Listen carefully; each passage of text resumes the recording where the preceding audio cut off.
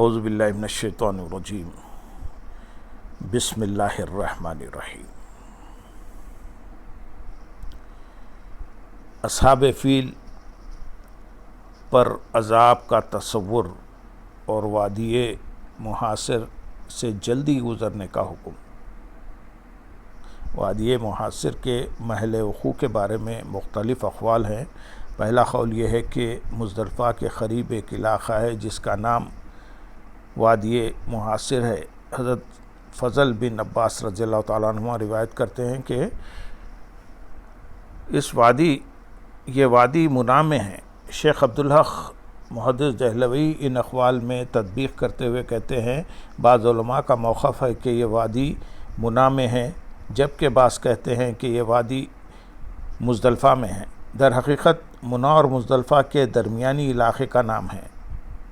سارا مزدلفہ موقف ٹھہرنے کی جگہ ہے، مگر یہ وادی اس سے خارج ہے۔ حجاج اکرام کو اس وادی میں توقف کرنے کی اجازت نہیں۔ حکم یہ ہے کہ وہ 10 ذی الحجہ کو طلوع آفتاب سے کچھ دیر پہلے جب تقریباً 2 رکعت نماز ادا کرنے کا وقت رہ جائے تو تلبیہ کہتے اور ذکر کرتے ہوئے مزدلفہ سے منا کو روانہ ہو جائے، اور جب اس وادی کے کنارے پہنچے تو وہاں سے تیزی کے ساتھ گزر جائیں۔ اگر سوار ہوں تو سواری کی رفتار تیز کر دیں اور یہ ساری مسافت عذاب الہی سے پناہ مانگتے ہوئے طے کریں۔ آخر ایسا کیوں ہے؟ اس وادی سے جلد گزرنے کا حکم اس لیے ہے کہ آقا دو جہاں صلی اللہ علیہ وسلم کی ولادت باسعادت سے چند سال پہلے ابراہہ ہاتھیوں کا ایک لشکر لے کر کعبے پر حملہ آور ہوا۔ جب وہ اپنے مذموم ارادے کے ساتھ اس وادی میں پہنچا تو عذاب الہی نازل ہوا۔ ابابیلوں کے جھنڈ پتھروں اور کنکریوں سے مسلح ہو کر ابراہہ کے ہاتھیوں والے لشکر پر ٹوٹ پڑے، اور اس طرح ابراہہ اور اس کا تمام لشکر لقمہ اجل بن گیا۔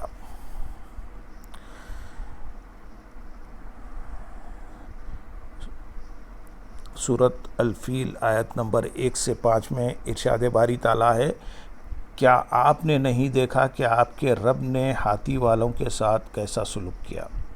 کیا اس نے ان کے مکر و فریب کو ناکام نہیں کر دیا، اور اس نے ان پر ہر سمت سے پرندوں کے جھنڈ بھیج دیے جو ان پر کنکریلے پتھر مارتے تھے۔ پھر اللہ نے ان کو کھائے ہوئے بھوسے کی طرح پامال کر دیا۔ یہی وجہ تھی کہ سن 10 ہجری میں حضور نبی اکرم صلی اللہ علیہ وسلم مناسک حج کی ادائیگی کے دوران جب اس وادی کے مقام پر پہنچے تو آپ صلی اللہ علیہ وسلم نے صحابہ اکرام رضی اللہ تعالیٰ عنہ کو حکم دیا کہ وہ جلد سے جلد اس وادی سے گزر جائیں۔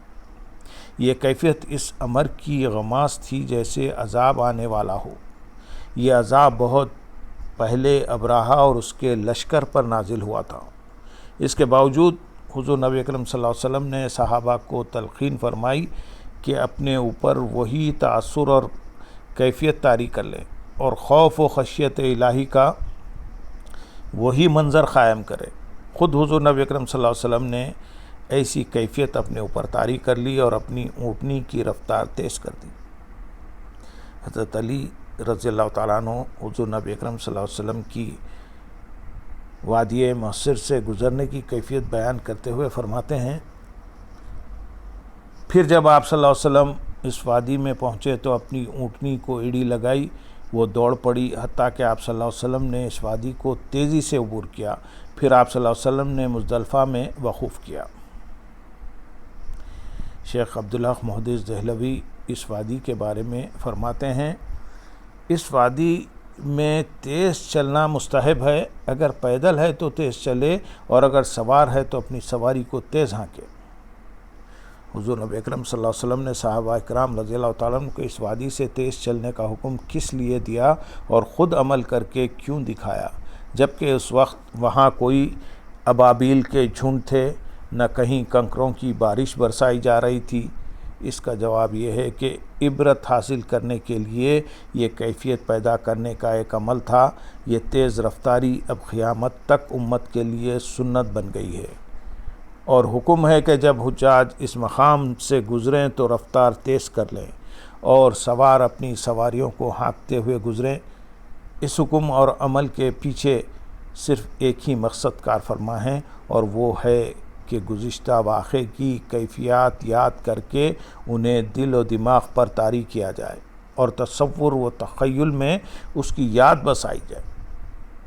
ان احادیث مبارکہ سے بھی یہی واضح ہوتا ہے کہ گزشتہ واقعات کی یاد تازہ کرنا خود حضور نبی اکرم صلی اللہ علیہ وسلم کی سنت مبارکہ ہے۔ ثابت ہے کہ اس سے یہ بھی ثابت ہوتا ہے کہ یہ واقعات اسلامی تعلیمات میں اہم اور نمایاں مقام رکھتے ہیں۔ سیدنا عمر فاروق رضی اللہ تعالیٰ عنہ پر کیفیت غم طاری ہو جانا، تخیل اور تصور پر آثار غم اور کیفیات مسرت کا طاری ہونا ایک فطری امر ہے۔ ان کا اظہار انسان کے چہرے سے ہوتا ہے۔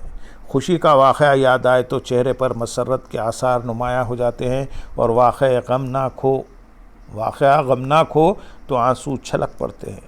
اسی قسم کا ایک واقعہ سیدنا عمر فاروق رضی اللہ تعالیٰ عنہ سے متعلق ہے۔ حضرت عبد الرحمن بن ابی لیلہ رضی اللہ تعالیٰ عنہ بیان کرتے ہیں، ایک روز حضرت عمر بن خطاب رضی اللہ تعالیٰ عنہ نے نماز فجر کی امامت کرائی اور سورۃ یوسف کی تلاوت کی۔ جب وہ اس آیت اور ان کی آنکھیں غم سے سفید ہو گئیں سو وہ غم کو ضبط کیے ہوئے تھے، اس پر پہنچے تو رونے لگے، یہاں تک کہ ان کے آنسو بہنے لگے اور پھر وہ رکوع میں چلے گئے۔ ابن ابزی کہتے ہیں، ایک مرتبہ میں نے حضرت عمر رضی اللہ تعالیٰ عنہ کی امامت میں نماز پڑھی۔ آپ رضی اللہ تعالیٰ عنہ نے نماز میں سورہ یوسف کی قرات کی۔ جب آپ رضی اللہ تعالیٰ عنہ اس آیت اور ان کی آنکھیں غم سے سفید ہو گئیں پر پہنچے تو حضرت عمر رضی اللہ تعالیٰ عنہ پر رخت طاری ہو گئی اور آپ اس قدر روئے کہ آنکھوں سے آنسو چھلک پڑے، پھر آپ رکوع میں چلے گئے۔ حضرت یعقوب علیہ السلام کے گریہ پر سیدنا عمر فاروق رضی اللہ تعالیٰ عنہ کی کیفیت غم کی طرح لاتعداد مثالیں کتب احادیث و تفسیر میں مذکور ہیں، جن سے یہ حقیقت عیاں ہوتی ہے کہ ایمان و عقیدے کی اصل دل کا حال ہے، جس کی مداومت سے مومن کو حلاوت ایمان نصیب ہوتی ہے۔ بعینی رسول اللہ صلی اللہ علیہ وسلم کی رسالت پر ایمان بھی دراصل مومن کے دل کا حال ہے۔ حضور صلی اللہ علیہ وسلم کی اطاعت اور اتباع کی اصل حب رسول صلی اللہ علیہ وسلم ہے، اور آپ صلی اللہ علیہ وسلم کی ولادت بسعادت قرآن حکیم کے مطابق امت مسلمہ پر اللہ تعالیٰ کا سب سے عظیم احسان ہے۔ رب کریم کے اس احسان کا شکر کیسے ادا ہو؟ اللہ کے پیارے حبیب صلی اللہ علیہ وسلم کی دنیا میں تشریف آوری کی یاد کا حق کیسے ادا ہو؟ دل کی رگوں میں جانگزیں حب رسول صلی اللہ علیہ وسلم کا اظہار کیسے ممکن ہو؟ یہ سب سوال ہمیں ایک ہی سمت لے جاتے ہیں کہ میلاد النبی صلی اللہ علیہ وسلم پر اظہار مسرت کی کیفیت ہمیں لپیٹ لے، ہم محفلیں سجائیں اور حضور صلی اللہ علیہ وسلم کے دیوانے بن جائیں، اور ہمارا جو قدم بھی اٹھے اطاعت رسول صلی اللہ علیہ وسلم میں اٹھے۔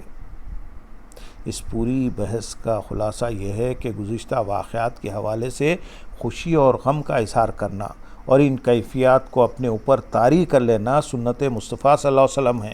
اللہم صلی علی سیدنا محمد وعلی آلہ سیدنا محمد مبارک وسلم۔ اگرچہ حضور نبی اکرم صلی اللہ علیہ وسلم کی ولادت مبارکہ کو 14 صدیوں سے زیادہ عرصہ گزر گیا ہے، ہم آپ صلی اللہ علیہ وسلم کی ولادت بسعادت کے پرمسرت موقع کو یاد کرتے ہوئے خوشی کا اظہار اور جشن کا اہتمام اس لیے کرتے ہیں کہ آپ صلی اللہ علیہ وسلم نے بھی صحابہ کرام رضی اللہ تعالیٰ عنہ کو ہزاروں سال پہلے بیتے ہوئے واقعات یاد کرنے اور وہی کیفیات اپنے اوپر طاری کرنے کا حکم دیا تھا۔